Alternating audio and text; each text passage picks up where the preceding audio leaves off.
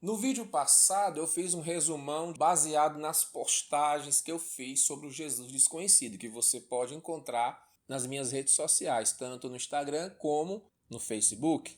Se você está assistindo esse vídeo pelo meu canal do YouTube, você pode ir nas minhas redes sociais, na descrição do vídeo tem o endereço e você pode ler na íntegra todas as postagens, tá certo? Nós vamos então, nesse segundo vídeo, fechar as principais diferenças entre o Jesus místico da religião e o Jesus verdadeiro dos evangelhos. Um ponto importante para iniciar esse vídeo é que Jesus reprovou a fé que nasce da obrigação e não do amor. Em Mateus 5,20, ele diz: "Pois eu lhes digo, se a justiça de vocês não for muito superior à dos fariseus e mestres da lei, de modo nenhum entrarão no reino dos céus." Note que Jesus não afirmou que a justiça dos fariseus estava errada na prática, mas que era insuficiente, pois pecava na intenção. É possível exemplificar continuando a ler o texto em Mateus 5, do 21 ao 47, nós lemos que não basta matar, não pode odiar. Não adianta só evitar adultério, mas eu não posso desejar quem não pode ser meu. Ao invés de me vingar, eu dei a outra face. Não adianta só amar o amigo e odiar o inimigo, eu preciso amar a ambos. Resumindo, a justiça de Jesus e seus discípulos precisa nascer no coração e não na mera obrigação da lei. Quando você diz, eu vou amar, eu vou fazer isso, eu vou fazer A, eu vou fazer B, porque a minha religião manda, mas lá no fundo do seu coração não há a intenção, você está sendo farisaico, você está sendo hipócrita. A justiça que agrada a Deus é a que nasce no coração. E, continuando, Jesus supervalorizou as escrituras e a relação dos seus discípulos com as escrituras. João 17:17, Jesus diz: "Santifica-os na verdade, a tua palavra é a verdade." O termo santificação pode ser traduzido por separação, ou seja, ser diferente. O que é que transforma o homem pecador em um ser diferente? A palavra de Deus. As escrituras, Jesus pregou, e nós cremos como cristãos, ela tem o poder de transformar o ser humano. Se o processo de santificação é pela palavra, como Jesus diz aqui em João 17:17, o que se faz quando a palavra é vista como algo ultrapassado e impossível de aceitar, como muitos cristãos afirmam? Eu conheço muito cristão que ele não lê a Bíblia, que ele não reconhece o valor espiritual da Bíblia, ele não reconhece que ela tem uma grande valia para os nossos dias e para transformar a conduta do homem, e aí ele não tem um relacionamento com a palavra. O Jesus das Escrituras considerou de vital importância a absorção por parte de seus discípulos dos valores que permeiam a palavra de Deus. E você, dá o mesmo valor à palavra de Deus que Jesus deu? Em seguida, eu posso dizer para você que Jesus anteveu uma relação hostil para os seus discípulos. Ele diz em João 17,14: "Deles a tua palavra e o mundo os odiou, pois eles não são do mundo, como também eu não sou." Se por um lado o cristão, o discípulo de Jesus, ele não pode ser hostil, rejeitar e dar as costas para o mundo que jaz no maligno, os pecadores, mas o mundo possivelmente vai hostilizá-lo e vai lhe dar de costas. Por quê?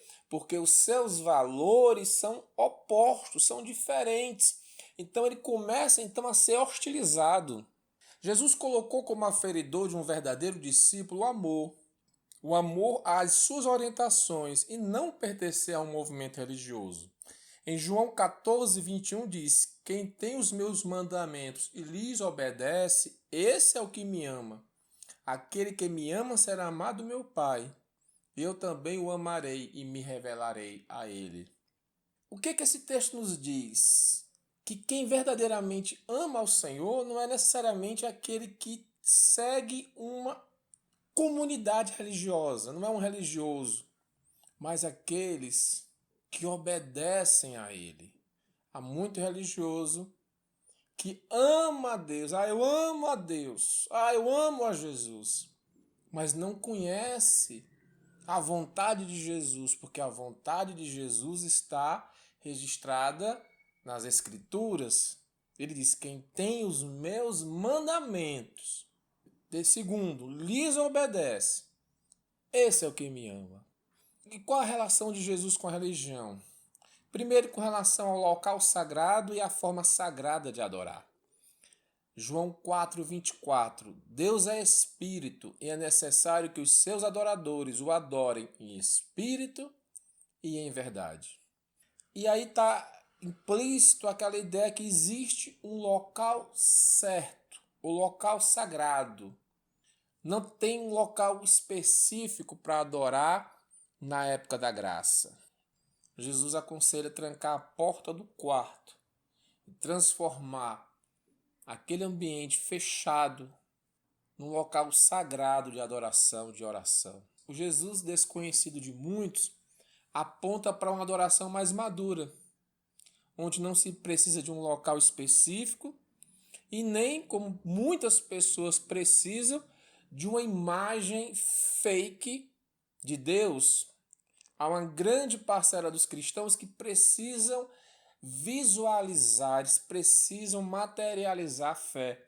E para isso eles recorrem a imagens feitas de gesso, de cimento, de argila e fazem verdadeiros cultos a uma imagem feita por mãos humanas. Isso é algo extremamente primitivo. Mas não é só adorar em espírito, mas também adorar em verdade. Tem que haver sinceridade. Um outro ponto interessante que tem a ver com a prática religiosa é o dízimo.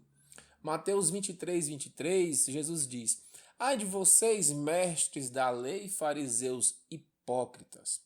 Vocês dão o dízimo da hortelã, do entro, do cominho, mas têm negligenciado os preceitos mais importantes da lei: a justiça, a misericórdia e a fidelidade. Vocês devem praticar estas coisas sem omitir aquela. Veja que Jesus não condena a prática do dízimo.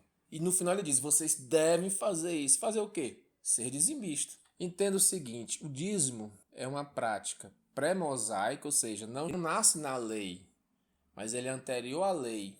Abraão foi dizimista. O dízimo foi uma imposição legal para o povo judeu na lei de Moisés. E Jesus afirmou que os fariseus deviam ser dizimistas porque viviam debaixo da lei de Moisés. Jesus afirmou que não veio mudar a lei, antes veio cumprir. Que nada dela seria mudado até que tudo se cumprisse. Está em Mateus capítulo 5, do 17 ao 18. Entretanto, Jesus cumpriu toda a lei e ao morrer afirmou: está consumado. Está lá em João 19:30. O cristianismo, então, é o povo da época pós-lei. Vivemos não na aliança da lei, mas na aliança da graça. Veja o que diz o escritor de Hebreus. Chamando nova esta aliança, que aliança? A graça. Ele tornou antiquada a primeira. Qual foi a primeira? A lei.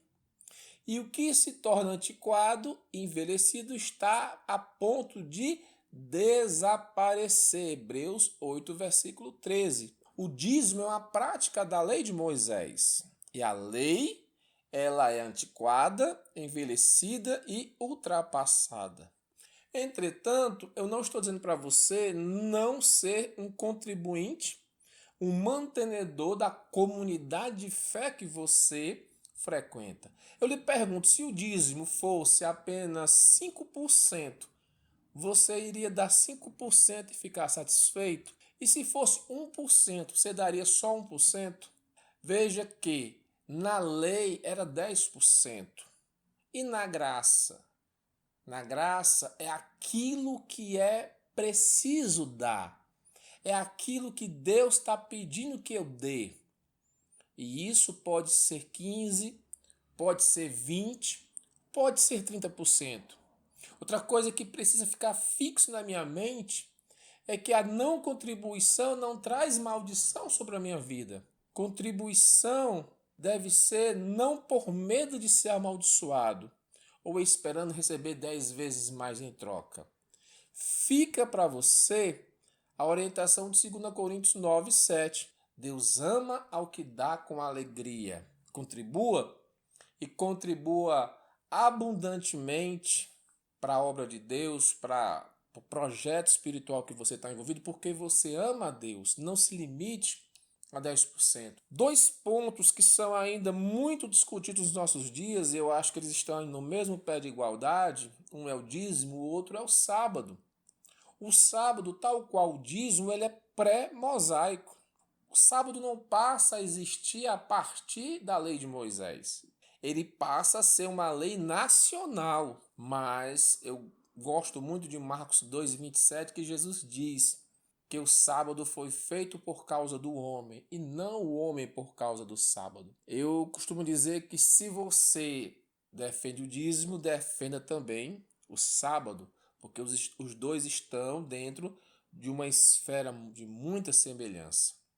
O sábado, bem como o dízimo, ele é sombra, ele é rascunho de algo superior. O sexto mandamento, entre os 10 mandamentos, o sexto é santificar o sábado, que virou uma obrigação nacional. Hebreus capítulo 10, versículo 1 diz que a lei traz apenas uma sombra dos benefícios que hão de vir e não a realidade dos mesmos. Se na lei eu guardava um dia, eu santificava um dia, hoje, qual é o dia santo? É o domingo? Não, são todos os dias. A Bíblia diz: quer comais, quer bebais, façais tudo para a glória de Deus.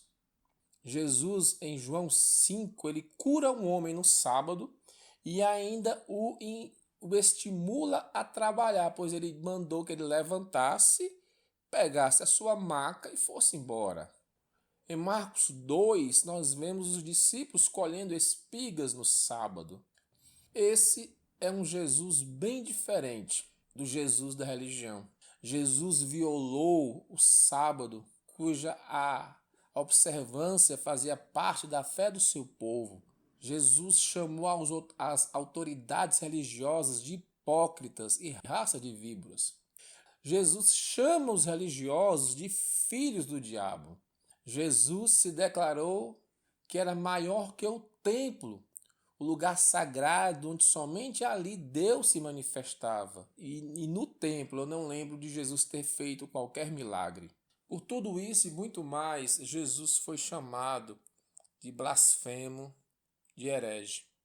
Esse é o Jesus desconhecido, que muita gente se diz cristã, mas não o conhece e está seguindo um Jesus falso. Tão falso quanto aquela imagem de um homem tipicamente europeu pendurado em muitas paredes dos lares brasileiros. Qual Jesus você está seguindo? Convido você a ler todas as postagens das minhas redes sociais sobre o Jesus desconhecido. Grato por sua atenção.